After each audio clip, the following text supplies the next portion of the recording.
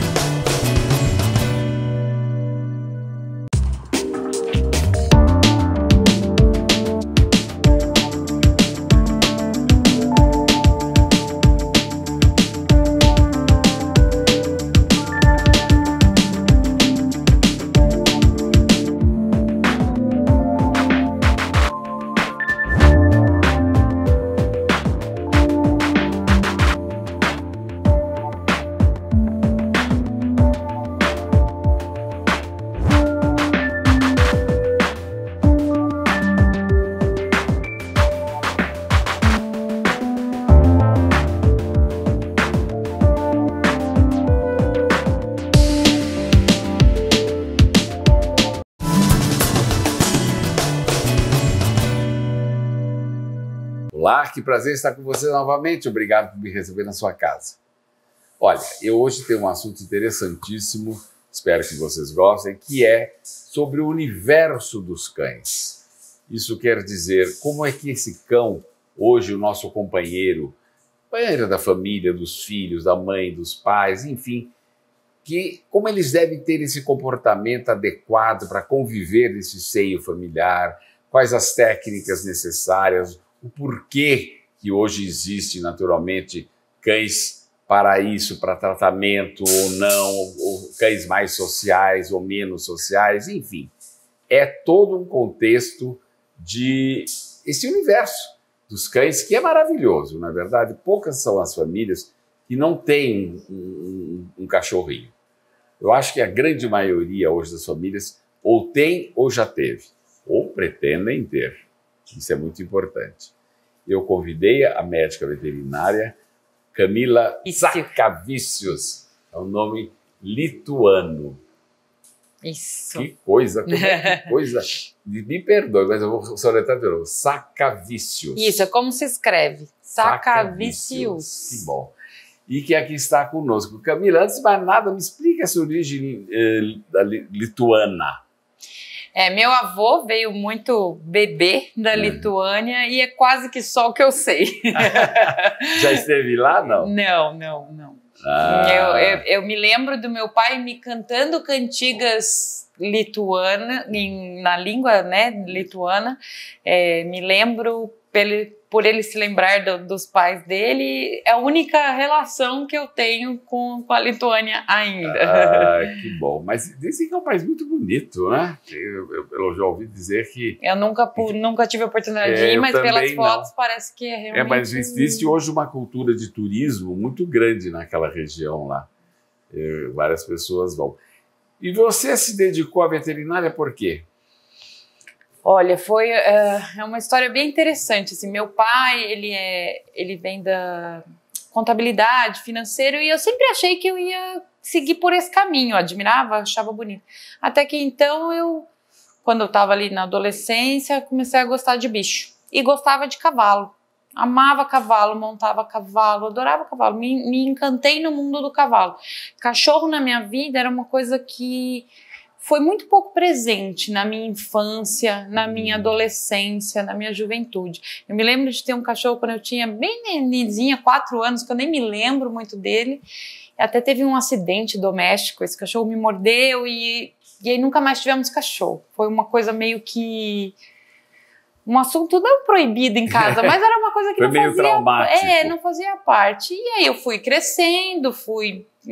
tendo vontades e tudo mais, e aí fui para o mundo do cavalo, passei a ter cavalos, e aí paralelamente com 17, 16 anos, mais ou menos, eu tive meu primeiro cachorro, de novo, que aí assim, eu poderia cuidar, já era grandinha para cuidar, não seria mais os cães dos meus pais, né, e ingressei na faculdade de veterinária pensando em trabalhar com cavalos.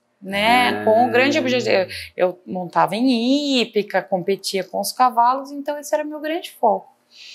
E aí, no decorrer, eu fui me apaixonando cada vez mais pelo universo dos cães, fui fazendo um paralelo entre o hipismo e os cães de esporte, então foi o esporte canino que me aproximou dos cães e mergulhei cada vez mais. E é um universo mais fácil, né? Mais fácil você ter um cachorro em casa do que um cavalo, por exemplo. Então foi aí que, a partir da metade ali da minha graduação, eu já comecei a me voltar mais para o universo canino. E nunca pela clínica, aquela coisa clássica, uma coisa que a gente está falando de 10, 15 anos atrás, que era comportamento, que eu era um ET, eu falo na minha faculdade. Ah, mas você faz veterinária para trabalhar com comportamento? Não faz sentido. Eu falo, não, mas isso, comportamento, a psicologia, é tão importante quanto a saúde física, né? Para um cão, a longevidade do cão dentro de uma família, a parte de comportamento é tão importante. As pessoas, elas se desfazem de um cão, por exemplo, porque ele não está adequado em termos de comportamento. Então, não às vezes sabem que existe às vezes até uma metodologia, né? Ou assim, esse cachorro não serve mais para mim porque não sabe de repente como tratar aquele comportamento inadequado, ou mesmo ter escolhido um cão adequado para aquela família. Então foi aí que foi. A partir do final da minha graduação foi totalmente voltada para cães, para comportamento de cães. Fiz pós-graduação em comportamento de cães, meio que desbravei lá em 2000 e pouco, quando pouco se falava de comportamento canino. Hoje em dia tem os programas de TV, vários. Então assim, isso foi muito bom. Porque mas aonde, me perdoa a curiosidade, mas faz parte do programa, a sua universidade é aonde? Foi aonde? Unesp de Botucatu. Ah, Botucatu. Ela é famosa por ter essa especialidade, né? Na verdade, assim, eu comecei lá em 2000 e pouco. Na verdade, é a melhor faculdade de veterinária do Brasil. Ali ela fica sempre no ranking. Porque eu tenho amigos veterinários formados lá. Por isso que eu estou fazendo a pergunta, é lá mesmo. Então é uma universidade que me ajudou bastante a ter base para dar seguimento. Agora, Camila, quando você fala dos cavalos, me desculpa pegar um pouquinho lá atrás, mas é interessante. Porque hoje você ouve falar da utilização dos cavalos, com muita frequência, ouve-se, aliás, na área da saúde, principalmente para crianças que têm algum problema, síndromes de Down e tudo isso. Os cães também se propõem, ou é possível que esses cães também sejam cães terapeutas? Sim. É possível? Sim, existe trabalho. Porque existem cães que acompanham os deficientes visuais. Mas ele conseguiria, porque sabe por quê, Camila? Eu me lembro lá atrás, passado muito remoto, que o meu irmão, que era mais velho que eu, ele começou a andar com um cachorro. Era um cachorro grande que papai tinha, não me lembro a raça, que vinha da fazenda e ficava em casa na cidade, e um dia esse cachorro ficava ao lado do meu irmão. Meu irmão ficou em pé, se apoiou nesse cachorro, e o cachorro saiu com ele, e ele foi começando a andar com esse cachorro. Aí virou uma loucura, o cachorro não largava mais ele não largava mais o cachorro. Então, isso é uma coisa. Hoje, chegando agora a esse mundo atual, os cachorros se prestam a esse trabalho também, terapêutico, digamos? Sim, é um trabalho maravilhoso. Existe muita gente trabalhando, muito profissional, trabalhando cientificamente mesmo em cima disso. Os ganhos são incríveis.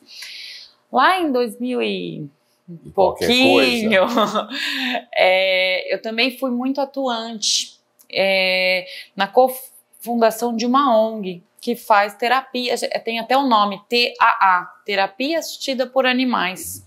Tá? Aqui na região? Em Campinas. Ah, em Campinas. Em Campinas. Ela é bem interessante para a gente depois discorrer mais sobre isso, porque é um trabalho maravilhoso. Vamos falar já. A fundadora da ONG, a Silvia, ela foi motivada porque ela tem um filho autista com síndrome de Asperger. Então, mais ou menos parecido com o exemplo, foi ela vendo na própria casa dela o filho dela se desenvolver cada vez melhor pela influência da cachorra. Tem uma raça específica? No caso, era uma labradora, uma cachorra da raça dóceis, labrador, porque são cão muito de família, muito amigáveis. Então, ela decidiu montar a ONG para replicar esse bem, para atingir mais pessoas. Hoje a Silvia nem atua mais como ONG, mas a ONG segue. E é uma ONG de voluntários, não é uma ONG que tem cachorro. Na verdade, o funcionamento dela é super multidisciplinar. São voluntárias pessoas, voluntários cachorros, profissionais, né, terapeutas, porque precisa de uma equipe multidisciplinar, precisam de profissionais para atuar com aquelas determinadas patologias também, porque trabalha-se com autismo, deficiências múltiplas, ou às vezes até a humanização de um leito de hospital, por exemplo. Isso é interessantíssimo, hein? Porque diz que somente os doentes, inclusive pessoas de idade, as pessoas mais idosas que estão lá em um leito hospitalar, diz que o convívio, essa relação com o cachorro, com o animal, é importantíssimo. O carinho espontâneo, na verdade, que o animal dá. Permite-me contar uma história assim que eu vivi na pele, que é linda. A gente fazia um trabalho na semi-intensiva do Mário Gatti. Eu fazia pessoalmente como voluntária, levava o meu cachorro. Eram crianças que nasceram no hospital e não tinham condição de vida fora do hospital. Então elas nasceram e precisam ficar lá por anos, meses, porque não tem condição, então eles ficam na semi-intensiva. E fazíamos as visitas com os cães, uma vez por semana, para trazer um pouco do mundo externo para aquelas crianças que não poderiam ver. Tem um relato de uma mãe que marcou a minha vida, assim, que ela me abraçou, me agradeceu, porque em 3 anos que a menina, desde que ela nasceu, que ela estava, foi a primeira vez que ela viu a menina sorrir. Olha, e foi através de um cão. Então é uma capacidade que eles têm que é realmente fantástica. Agora, Camila, vamos ao seu universo mesmo, canino, digamos. Qual é? Porque você tem uma raça específica que você... Isso, eu sou criadora de Border Collies, que é uma raça de cão que é minha paixão, que é a raça que eu mais me apaixonei desde então e dedico a minha vida à criação dessa raça também.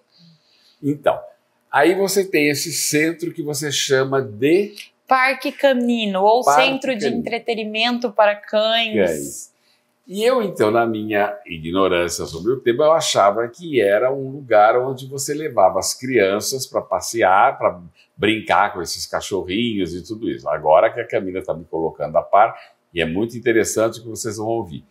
O que faz o centro? O parque? Lá temos diversos segmentos, né? Temos, assim, hospedagem para cães, que aí seria a parte prática, digamos, a pessoa vai viajar, não tem como, né, a gente cuida do cachorro para ela. E a gente também desenvolve serviços de educação, então, para que os donos aprendam a educar esses cães. Aí é que eu queria chegar. Olha aí. Porque às vezes você reclama... o meu cachorro é muito inquieto, o meu cachorro é superativo, porque o meu cachorro faz xixi, faz cocô no tapete, sobe, não resolve, porque o meu cachorro come o fio, arranca não sei o quê. É um transtorno isso aí. Eu sei porque eu já tive essa experiência na família. Não na minha casa, mas na família. Um cachorrinho terrível. Bom, aí é que entra esse trabalho que a Camila agora vai nos contar, ipsis literis, como acontece. Uma coisa que eu sempre falo, o cachorro está na nossa vida para somar, não para subtrair, nem para dividir. Então, a gente precisa dar... Eles já têm essa capacidade incrível que a gente acabou de falar e conseguir coisas que às vezes nenhum outro ser consegue. Mirabolantes, né? Então, se a gente conseguir extrair o melhor deles, a gente vai ter algo muito bom na nossa vida. Então, só que para isso eles não falam nossa língua. Eles não falam cachorrês, a gente não fala cachorrês e eles não falam português. Então, a gente precisa facilitar essa comunicação. Agora, procede que é o cachorro que escolhe o dono? Não, é uma das lendas urbanas que atrapalham todo o processo. Contexto. Porque às vezes o que acontece? Isso é uma informação muito importante. Fala, é o cachorro que escolhe o dono. Por quê? Vai numa ninhada escolher um cachorro e é aquele que mais e chega perto de você. Ele acha que escolheu. Só que talvez aquele seja o cachorro mais agitado da ninhada. E se você não tem um perfil para ter esse cachorro, então você está fazendo a escolha errada. Então você tem que conhecer o perfil do dono do cachorro também. Você tem que saber como ele é, qual é o seu temperamento. Eu falo, é um casamento, né? Entendo. Tem características que precisam já ser pré-escolhidas e outras que vão ser a sintonia fina. Então, a primeira coisa, a raça. A raça é adequada para minha família? Por exemplo, eu vou ter um cão pastor que tem uma necessidade de energia muito grande, só que eu trabalho o dia inteiro, a minha família trabalha o dia inteiro, o cachorro ficaria sozinho o dia todo na casa. Vai dar certo isso? Lógico que não. Lógico que não. Agora, eu sou um atleta, eu adoro sair para fazer trilha, corrida, caminhada. Eu vou conseguir vou conseguir ser feliz ou ser 100% plena com um cachorro que nasceu para ficar no sofá, é preguiçoso, é meio gordinho, não tem uma tendência a ser menos atlético, talvez também não encaixe. Mas existe esse bichinho que não quer andar? Porque cachorro não adora andar? Por que sai na rua? Existem mais de 300 raças no mundo. E essas 300 raças são desenvolvidas desde a estética como de temperamento. Por exemplo, a gente tem um grupo de cães que são cães de companhia. É um grupo mesmo, tecnicamente chamado grupo de cães de companhia. Cita 2 raças, só para a gente localizar. Por exemplo, um pug Pug é aquele chinês. Ou da carinha chinês, achatadinha, isso. E um maltês, por exemplo, que é aquele branquinho peludinho. São cães de companhia. A bichon frisé também. Né? Também. Que era da mamãe, minha mãe tinha uma bichon frisé. Isso. Então, já dentro desse grupo de cães existem dezenas de raças que também têm seus temperamentos diferentes, mas eles já têm uma tendência a serem selecionados para ficar no sofá. Não que não gostem de passear, mas, por exemplo, você pega um piquinês. Pelo amor de Deus. Vamos fazer uma trilha de 10 quilômetros com um piquinês? Ele não vai ser feliz, não é? São ranzinhos. Tá vendo? Por isso que existem as raças, porque vem uma série de comportamentos que são semelhantes. Interessante isso. Quando você pensa num piquinês, você já remeteu a um cão. Um cãozinho chato. Quando falamos falamos em labrador, você já falou, um cão amistoso, amigável, tudo isso não é só o Beagle, que delícia. Mas eles são terríveis, né? Porque eles são de caça, eles fazem parte de um outro grupo. São cães de caça. E parece que é a mesma linhagem do Basset, né? Isso, são o mesmo grupo. É o mesmo grupo, Basset. Porque eles são são 10 grupos diferentes em raças, dentro dessas mais de 300 raças, são divididas em 10 grupos diferentes. Por exemplo, os pastores. Temos os pastor alemão, border collie, alguns menores, pastor de Shetland, collie, mas são cães de pastoreio, são cães muito ativos. Então também tem um perfil de donos mais ativos, mais atléticos, os cães de guarda, e tem uma infinidade. Então esse é o primeiro ponto. Agora o Beagle, ele que eu não tenho, mas se existe uma raça que eu adoraria ter, se eu tivesse, agora não tenho mais idade para ter cachorro, chega. Era o Beagle, porque eu acho ele tão comunicativo. Eu vejo um amigo que tem, como ele interage, depois ele é alegre, ele sempre serelepe, mas eles ficam, por que eles estão terríveis durante isso? Que o primeiro ano, então... Porque são cães de caça. A origem da raça é para caçar aos bandos e percorrer diversos quilômetros no meio da floresta. Aí, às vezes, assim, tem um cão que tem uma energia guardada no DNA, assim, uma necessidade... Que precisa de energia física e mental. Então, também a presença de um dono para dar educação e formar um adulto equilibrado, estável, aproveitando todo aquele potencial genético, mas dentro de um contexto adequado, porque ninguém tem... Não é Porque o Beagle é um cão de caça que só serve para uma família que tem floresta para ir caçar. Né? Mas a minha pergunta também, você pode colocar dentro de um apartamento, digamos que a média hoje de apartamentos, em média são apartamentos de 100 metros quadrados, 100, 120, por aí. Você pode colocar um cachorro de grande porte? Eu falo que... Pode não, deve. Depende. Porque o que eu digo? Espaço, a gente tem condição de terceirizar. Por exemplo, eu moro num apartamento pequeno, mas se eu me dedicar, se eu tiver tempo dedicação, eu consigo terceirizar. Por isso que eu falei, depende. Só se for uma pessoa que não faça absolutamente nada na vida. Mas existem pessoas, por exemplo, que têm condição hoje, está crescendo muito, escritórios que podem levar o cachorro, que tem espaço para cachorro. Mas não há sempre que as pessoas querem o cachorro também numa área comum. Sim, mas por isso que o que eu falei, depende. Espaço é terceirizável. Se o dono tiver tempo, dedicação e condições de suprir a necessidade de espaço, não tem problema ter um apartamento. Por exemplo, é a mesma coisa que eu morar numa casa grande e meu cachorro dorme no meu quarto. Então, aquele espaço pequeno é durante algumas horas do dia e eu supro com atividade física. Quando você falar nesse assunto, é verdade que não é recomendado o cão dormir junto no mesmo ambiente? Mais uma das lendas urbanas. Jesus, eu só falo de lenda. E a minha resposta para tudo, a maioria vai ser depende, porque realmente não existe uma resposta. Por que foi criada? Por que existe a lenda? Porque, via de regra, as pessoas não conseguem dar a educação necessária. Não, mas eu nem estou falando como educação, eu digo como higiene mesmo. A pele do cachorro, tem gente que dorme na cama com o cachorro. Ele não transmite coisas para a pele? Não. Olha, eu vou consultar uma dermatologista.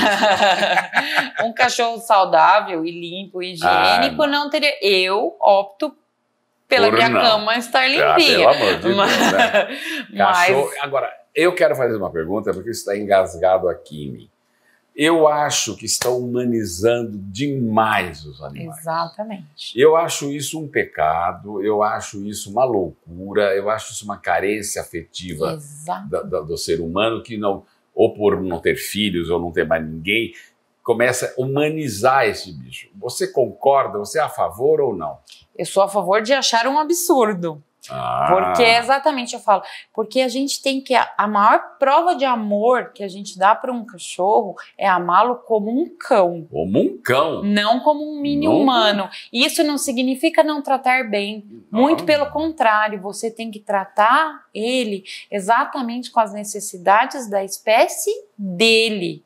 Se alguém te tratar como um cavalo, como uma baleia ou como um cachorro, você não vai estar feliz. É lógico. Exatamente. Um cão tem necessidades de cão. Por exemplo, o que muito me pergunta, que está na moda, festinha de aniversário para cachorro. Isso é prova de humanização?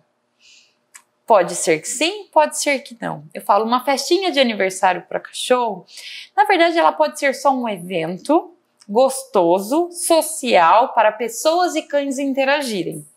Se essa for a pegada da festinha, maravilha, só benefícios.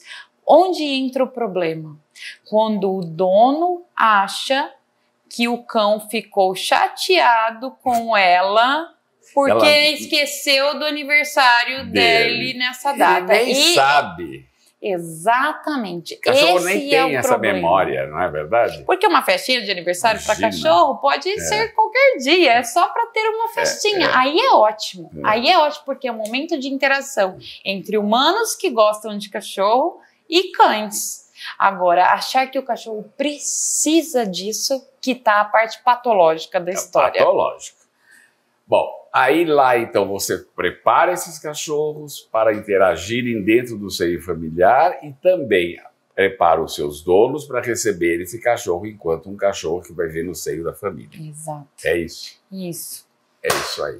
Eu acho muito interessante, gostei muito de você, Camila, parabéns. Camila já esteve aqui no programa há uns anos atrás, voltou agora para com essa lucidez e com essa propriedade profissional poder contar-nos um pouquinho das verdades. Você vê algumas lendas que eu falei, que são lendas, e outras que ela concorda, como essa humanização do bicho, que eu acho um absurdo. Muito obrigado por ter vindo, viu, Camila? Imagina, obrigada a oportunidade. Quanto a gente mais puder espalhar Com essa certeza. mensagem, mais felizes serão os mensagem cães. final. Eu quero encerrar dizendo, não peguem um animal, seja ele qual for. Não interessa se é um passarinho, se é um gato, se é um cachorro, se é uma tartaruga, e depois você enjoa e joga na rua ou dá para alguém, porque o animal sente. E é uma vida, né? Não é um brinquedo, Não a gente está falando uma vida, de vida. É um ser vivo, entendeu? Concorda comigo? Eu acho essa campanha muito importante.